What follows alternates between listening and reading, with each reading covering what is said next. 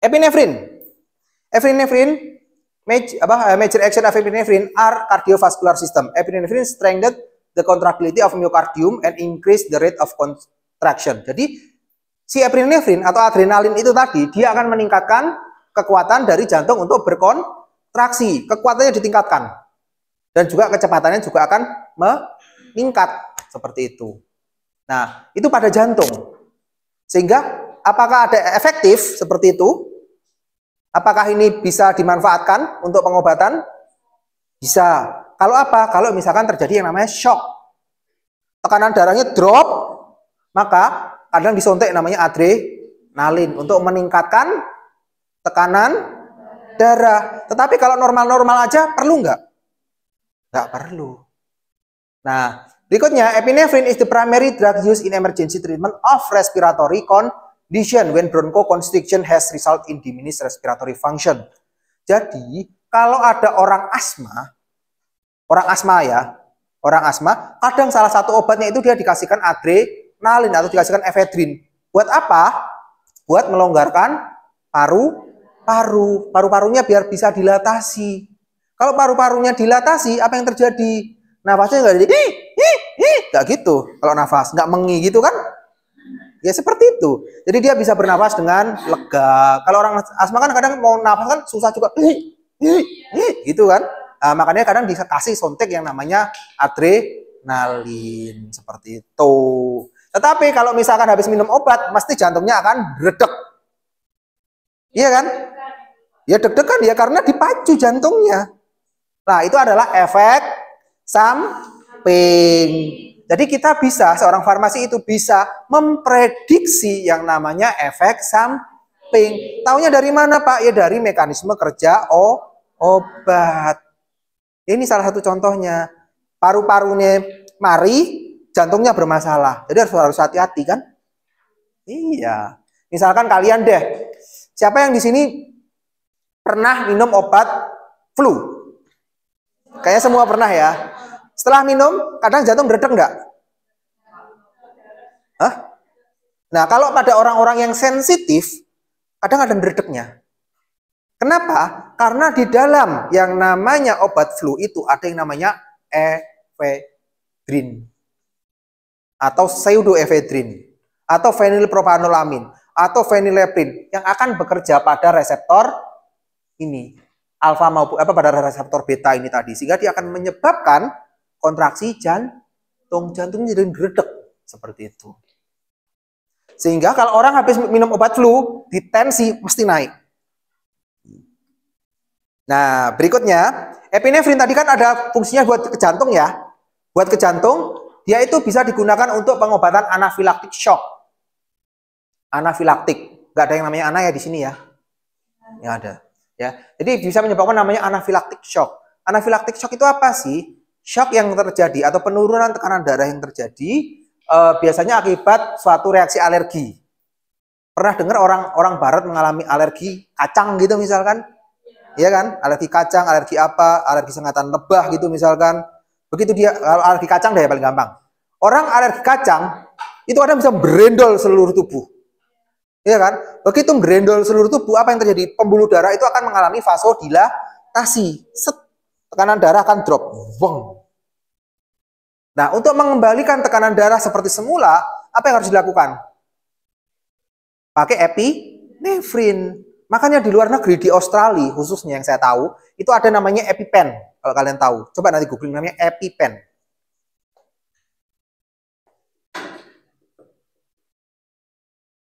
Nah, EpiPen itu apa? Isinya ini, epinefrin. Supaya kalau nggak sengaja kita nelen atau makan kacang yang orang punya alergi itu, disuntik langsung jret, langsung naik tekanan darahnya, nggak sampai mengalami shock. Jadi, harganya juga lumayan mahal. Untung Indonesia nggak ya, orang Indonesia tuh ya nggak ada yang alergi aneh-aneh ya. Coba kalau misalkan dia punya alergi alergi kacang, nggak bisa makan pecel, iya kan? Nggak bisa makan gado-gado, nggak bisa makan tahu tek, nggak bisa makan sate, ya kan repot orang Indonesia punya alergi kacang, iya kan? Nggak bisa makan seperti itu. Ya nggak bisa makan pentol lagi, padahal enak lah makan pentol itu. Nah, oke. Berikutnya, adrenalin itu kadang juga digunakan dalam campuran. Oh, ngejak berantem. Oke, berikutnya dia digunakan dalam anestesi lokal. Tujuannya di anestesi lokal itu diberikan adrenalin adalah untuk apa namanya? Meningkatkan durasi, greatly increase the duration of local anesthesia. Jadi dia akan meningkatkan durasi dari anestesi. Jadi dia akan memperpanjang durasi dari anestesi lokal tadi. Ya misalkan orang-orang yang cowok-cowok yang mau sunat gitu ya, kadang sonte anestesi itu juga mengandung adrenalin. Supaya apa? Supaya tidak terasa sakitnya lebih panjang. Tetapi begitu begitu anestesinya hilang, ya tetap aja sakit. Nah, itulah yang terjadi. Kemudian epinefrin itu bisa juga digunakan untuk maintenance mitidiasis during intraocular surgery. Jadi kalau misalkan ada orang yang mengalami katarak kemudian dioperasi, maka dikasih adrenalin, tetes mata adrenalin. Tujuannya apa? Untuk membuka matanya menjadi lebih besar, pupilnya menjadi lebih besar, sehingga lebih memudahkan untuk operasi seperti itu. Oke? Nah, itu adalah adrenalin. Nah, berikutnya adalah norepinefrin atau noradrenalin. Norepinefrin masih sama, dia digunakan pada menstimulasi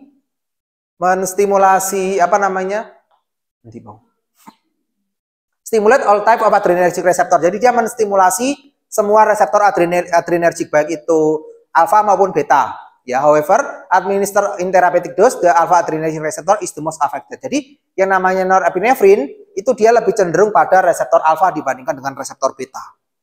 Seperti itu. Dan di Indonesia ada, ini contohnya. Norepinefrin. Berikutnya, vasoconstriction. Ya, yang namanya norepinefrin, dia akan menyebabkan namanya vasokonstriksi. Cause a rise in peripheral resistance to intense vasoconstriction in the most vascular beds, including in the kidney, both systolic and diastolic pressure increase. Jadi, yang namanya norepinefrin itu dia juga digunakan untuk meningkatkan tekanan darah pada kasus-kasus shock seperti itu. Nah, norepinefrin increase blood pressure and stimulate baroreceptor, increase rise in vagal activity, increase vagal activity yang pada akhirnya meningkatkan akan menyebabkan namanya bradikardi. Bradikardi itu apa? Peningkatan denyut jantung. Ya ini bisa tadi kalau untuk yang shock tadi, bukan sick-shock tadi loh ya. Sick-shock. Tapi shock anafilaksis. Bukan shock yang itu. Nah, norepinefrin itu masih sama, dia digunakan untuk treatment shock because of increased vascular resistance, therefore increase blood pressure, there's no other significant use. Jadi memang dia digunakan untuk mengatasi shock ini seperti baik itu hipovolemic, kardiogenik, kemudian obstruktif dan distribute shock dan lain sebagainya. Ini adalah jenis-jenis shock. Ya.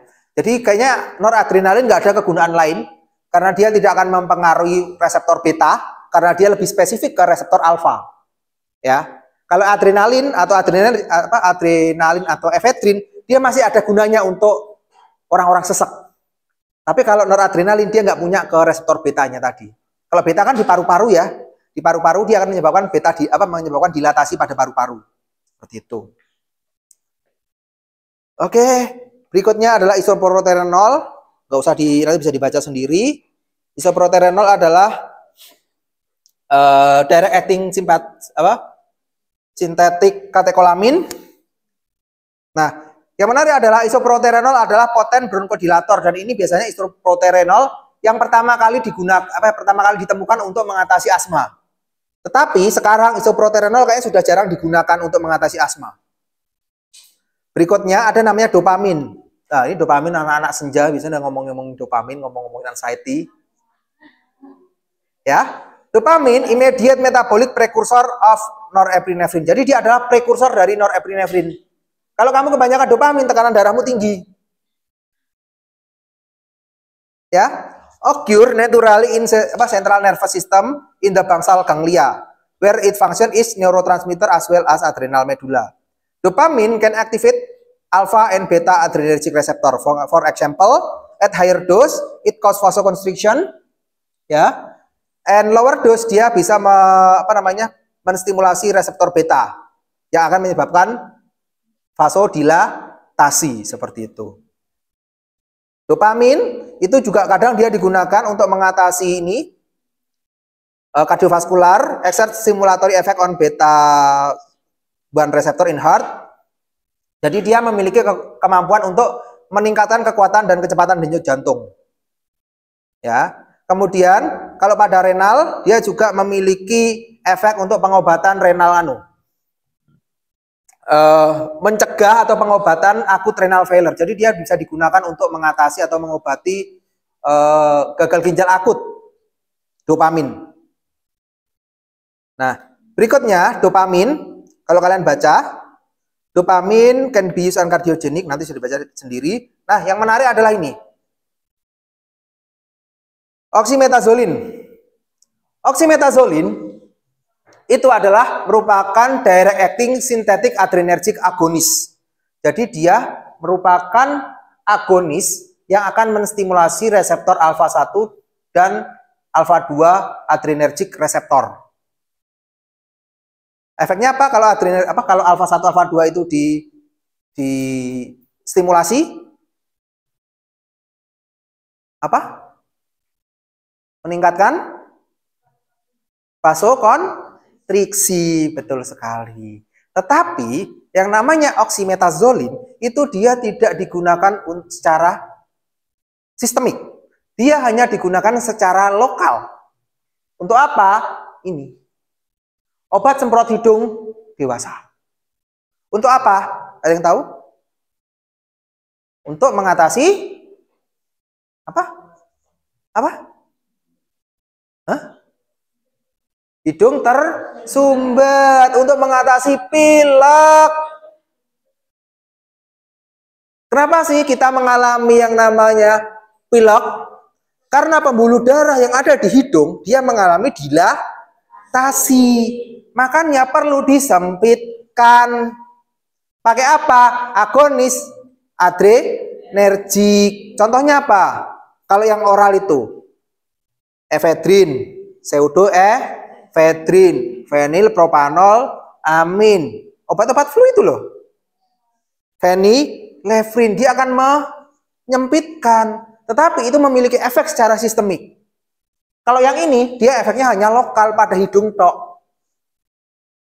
Kalau ditetesin di hidung, dia otomatis nggak akan meningkatkan tekanan darah. Sehingga aman digunakan untuk orang-orang yang mengalami tekanan darah tinggi. Uang tekanan darah tinggi, pileken. Ya, pakai ini aja lebih bagus. Tapi dia tidak ramah di kantong. Ya, satu botol kalau salah 50 apa? Setahu saya sih 50 ya, 50 mungkin sekarang up ya. Ya, Iliadin ini. Jadi ya itulah. Kalau obat flu biasa kan minum Paramek kan paling sekitar 3.500, 5.000 kan. Ya, seperti itu. 4.000. Ya, oxymetazoline found in many OTC, spray decongestant. Selain itu dia juga bisa digunakan untuk ophthalmic drop for relief redness and eye associated with swimming, cold, and contact lens. Jadi dia bisa digunakan juga untuk mata kemerahan. Mata kemerahan itu kan bisa terjadi akibat dilatasi pembuluh darah mikro yang ada di mata. Iya kan? Sehingga ada namanya mengandung oxymetazoline itu untuk mengecilkan pembuluh darah yang mikro yang ada di mata. Ya. Tetapi penggunaan oxymetazoline tidak boleh lebih dari 3 hari. Karena apa? Karena dia akan menyebabkan yang namanya rebound congestion. Rebound itu balik tiba-tiba. Dia akan pilek. Jadi nggak boleh digunakan 3 hari berturut-turut. Nggak boleh. Tidak boleh. Kalau katanya orang India sih, nehi. Dan juga bisa menyebabkan namanya ketergantungan. Gitu ya. Berikutnya, ada yang namanya phenylephrine. Phenylephrine itu, yaitu di sini di ini bukan endorse ya. Ya, phenylephrine. Phenylephrine is a direct acting synthetic adrenergic drug that binds primary in alpha 1 receptor. Phenylephrine vasoconstrictor arises both systolic and diastolic blood pressure. Jadi, yang namanya phenylephrine dia juga akan meningkatkan tekanan darah seperti itu. Jadi harus hati-hati pada orang yang memiliki tekanan darah tinggi. Dipastikan kalau minum obat tekanan darahnya sudah drop atau sudah turun, atau dia mengkonsumsi obat tekanan darahnya juga harus rutin. Kalau enggak begitu kalian minum, coba deh nanti kalian punya alat tensi di rumah, minum itu 1 jam kemudian cek tensimu, mesti naik. Nah, itu disebut sebagai efek samping. Ya. Phenylephrine sekarang sudah di Indonesia sudah banyak ya, phenylephrine di Indonesia, karena memang yang namanya pseudoephedrine itu sering disalahgunakan oleh orang-orang yang tidak bertanggung jawab. Ya, sering disalahgunakan untuk membuat narkotika. Makanya sekarang obat-obat flu rata-rata isinya adalah phenylephrine. Seperti itu. Berikutnya ada yang namanya clonidine. Clonidine, bukan conidine loh ya. Clonidine. Clonidine itu adalah obat yang digunakan untuk mengatasi hipertensi, tapi dia bekerjanya secara sentral, secara langsung ke otak, sistem saraf pusat yang akan bekerja sebagai agonis alfa 2. Tetapi clonidine sekarang sudah jarang digunakan. Kenapa? Karena adanya namanya fluid retention and edema are problem with chronic therapy. Bisa menyebabkan namanya retensi cairan atau edema, penumpukan cairan di dalam tubuh. Kemudian selain itu, yang namanya clonidine itu juga nggak boleh di stop secara mendadak. Kenapa? Karena kalau clonidine di stop secara mendadak, dia akan menyebabkan namanya rebound hypertension. Dicepat langsung mumbul tensinya. Wing. Tekanan darahnya adalah menuju langit tertinggi dan melampauinya. Nah, berikutnya ada yang namanya adrenergic agonis, direct acting, ya, direct acting. Ada yang namanya albuterol, ada namanya metaproterenol, ada yang namanya terbutalin. Ya. Nah, ini adalah obat-obat yang digunakan untuk mengatasi apa? Asma. Jadi dia langsung bekerja secara langsung ke paru-paru, dia untuk mengatasi penyempitan paru-paru, bronkokonstriksi. Nah, albuterol, metoproterenol sama terbutalin itu dikenal sebagai SABA. Apa SABA? Short acting beta agonis. Jadi adalah beta agonis kerja pendek, ya, yang digunakan dalam bentuk meterdose. Jadi dia yang semprot itu loh. Nah, terbutalin lagi. Albuterol itu nama lainnya adalah salbutamol kalau kalian cari. Albuterol nama lainnya adalah salbutamol. Ya, albuterol is a SABA choice for management of acute asthma symptom because it's more selective to beta 2 receptor. Jadi, yang namanya albuterol dia lebih spesifik bekerja pada reseptor beta 2 dibandingkan dengan beta 1. Sehingga dia lebih banyak digunakan untuk mengatasi gejala akut dari asma. Ya misalkan kalau asma dibawa ke rumah sakit kemudian diserop gitu, nah itu yang dikasih biasanya adalah albuterol untuk mengatasi gejala sesak nafasnya itu. Ya, ini adalah contohnya.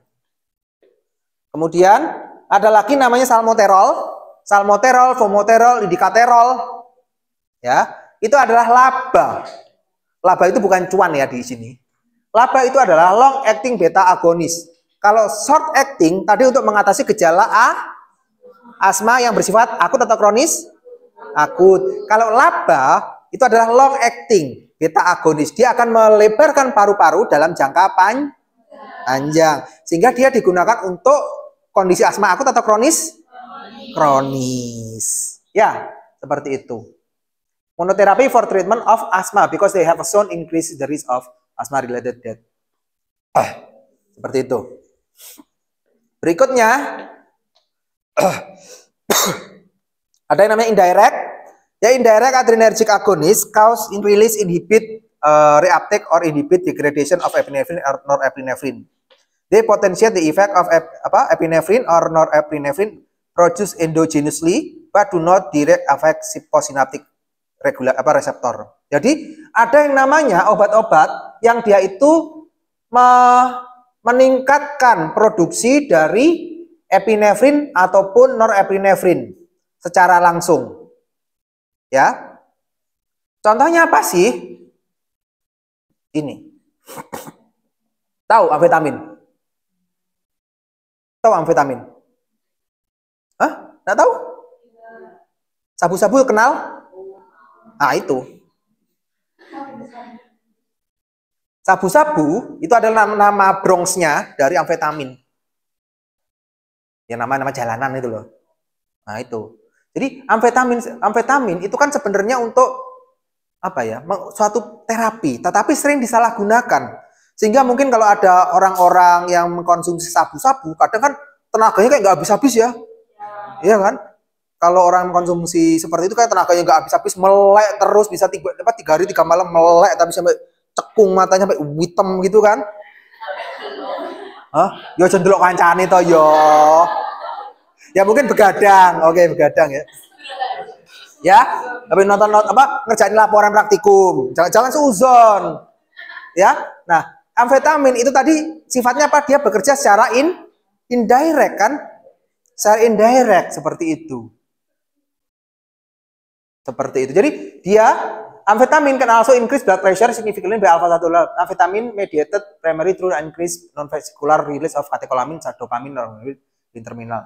Jadi dia akan meningkatkan produksi dari adrenalin, dopamin, sama norepinefrin. Dia akan ditingkatkan semuanya.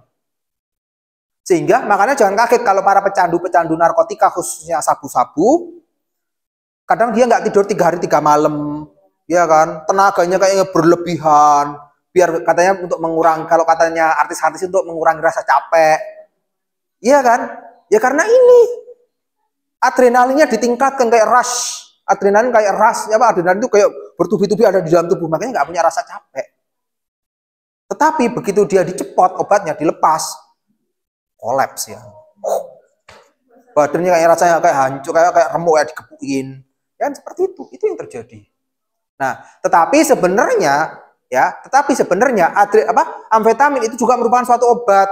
Obat untuk apa sih? Ini. ADHD. Apa itu ADHD? ADHD adalah attention deficit hyperactivity disorder. Seperti itu. Atau dia juga digunakan untuk narkolepsi. Yang narkolepsi itu apa ya? Dia orangnya ngantuk sekali, gampang ngantuk, gampang tidur. Ya, bukan seperti itu loh ya. Tapi dia kalau ngantuknya sampai kayak segitulah. Tapi di Indonesia yang amfetamin jalur legal itu seingat saya nggak ada deh. Yang ada jalurnya jalur ilegal.